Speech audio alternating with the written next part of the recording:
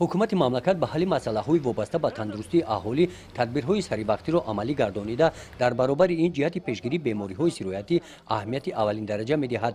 дар ҳамин замина дар ноҳияи восеъ тибқи дастури вазорати тандурустӣ ва ҳифзи иҷтимоии аҳолӣ дар самти пешгирии бемориҳои сироятӣ аз ҷониби кормандони маркази ташаккули тарзи ҳаёти солим аксияҳои тарғиботӣ баргузор мегарданд. дар аксияи навбатӣ ки миёнаҳои моҳи декабр доир карда шуд, кормандони марказ бо ҷалби аҳли ҷамоатчигӣ ва дастаҳои ихтиёриён оиди пешгирии бемориҳои сироятӣ бо сокинон варақаҳои иттилоотӣ тақсим намуданд. дар навбати аввал меистад бемории ки имрӯзо тамоми ҷаҳонро фаро гирифта ва ба ташвиш овардааст, ин бемории коронавирус мебошад.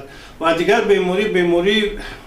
бемории ботулизм, яъне ки бояд ки аҳли ноҳия оиди ин беморӣ як чизи фаҳмиш дошта бошад ки барое ки ин бисёртарги дар фаслҳои замистон ва бовор сар мезанад. Кормандони маркази ташаккули тарзи ҳаёти солим оиди хонагарда карданд.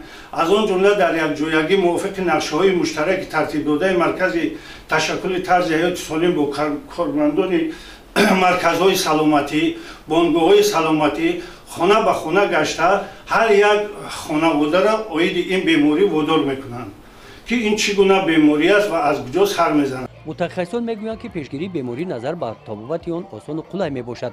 аз ин рӯ мутолиаи қоидаҳое ки бо тавсияи вазорати тандурустӣ ва ҳифзи иҷтимоии аҳолӣ дар чунин варақаҳои тарғиботӣ навишта шуданд, риояи онҳо ба ҳар як нафар ҳатмӣ мебошанд, таъкид намуданд иштирокдорони аксия. طبق اطلاع مرکز تشکل طرز حیاتی سالم در ناحیه واسه در این روزها 3000 ورقه‌های اطلاعاتی و نقاب‌های طبی به ساکنان تقسیم کرده شدند. همین گونه اکسیای ترغیباتی یک روز پیش در دیگر جماعت‌های دهاتی ناحیه گذرانیده شدند. گزارش خواجه نظریف خدای نظر ظهوروف از ناحیه واسه برای برنامه اطلاعاتی نوید.